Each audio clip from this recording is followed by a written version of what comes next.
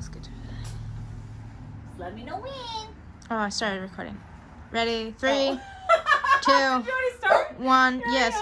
Okay. And go. We'll cut the rest of it off. Hi guys, welcome back. I am in my garage / growing room, and it is a complete mess. We could do a little 360 scan of the room. Can you shut the door too behind you, since she really wants attention? Alright, here you go. Okay, so this is the 360 of our garage. We are slowly working on getting it cleaned up and cleared out. Hopefully we can get that done within this year. Plans are always in the air. Lots of big projects going on. Sometimes it doesn't always work.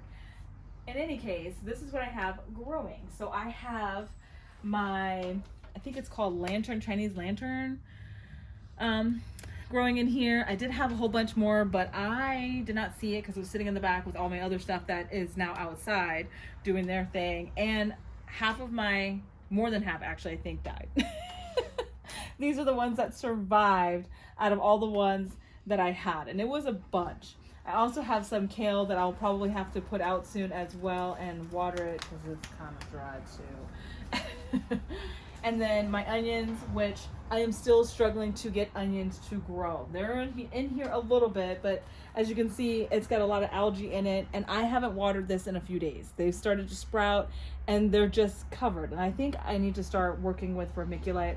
I know a lot of people really like that, and that helps with moisture control and helps to keep the algae down because it kind of gives it a little blanket, if you will, and it prevents the algae from building up so much, which I think also hinders the fungus gnats that can accompany wet, warm soil.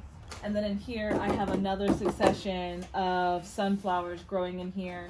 I don't have anything labeled. Oh, look at all those fungus gnats. I need to put some sticky things in here as well. And this is what happens when you have a warm, wet area. The fungus gnats just go crazy for it, and this is what can kill all of your plants as well. So I definitely get some sticky traps, which I will do, and put them in here so that my sunflower seeds don't start to get wilt really bad, and then basically it just pinches it at the bottom when they stay too wet too much, and then you have all the fungus gnats in here doing their thing as well. So I'm going to do that too. But I have 3 different types of sunflowers.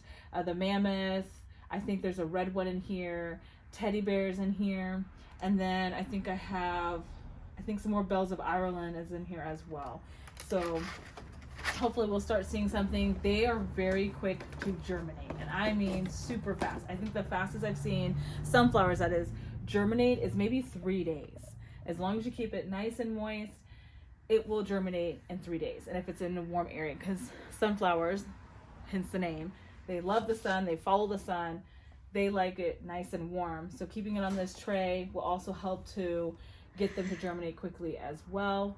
And then down here I have my ranunculus that finally started to put on some leaves, so I took the lid off. I had just like a piece of cardboard over top because they like it dark and cool, and so I had them down there, and it looks like all of them, I think all 70 I have in here, I think I have 70 in here, I think all of them germinated, which is great. I'm going to have some for myself, and then I'm also going to have some for a project that I'm doing for my mom, since she's allowing me to plant some of her garden as well. And then these are the rest of my rudbeckias. There's 2 different versions. There's Indian, Summer, and then there's Marmalade. These aren't as big as the other ones because they're still in this small trays, but I'm hoping that once I get the first row crop out that I can plant these up, and then these will go out shortly after. And those are supposed to be perennials, so I have a ton. I think there's at least 50 or 60 that I have total, maybe even more, because I planted quite a bit. We will have ton. I may have to give some away, but we'll see, because you know, once you start growing so many and you start planting them outside, you could always find more space. So that's what I have going on right there. And then in this last tray I have, which I found it is easy to just go ahead and direct seed a lot of things like zinnias, marigolds, and things like that. I'm going to probably do that soon. And these are the seeds from the marigolds that I had last year. And all it is inside this little casing are all the seeds. Oh, there goes one head. That's okay. So I'm just going to see if I can pull them all out. Look at that. Look how many seeds are in just that. And that is a lot of seeds. Isn't that crazy how many seeds you get just from one head pod? And there are hundreds of them on marigolds at the end of the season. Just drop that back in there. And then let me pick this one up too.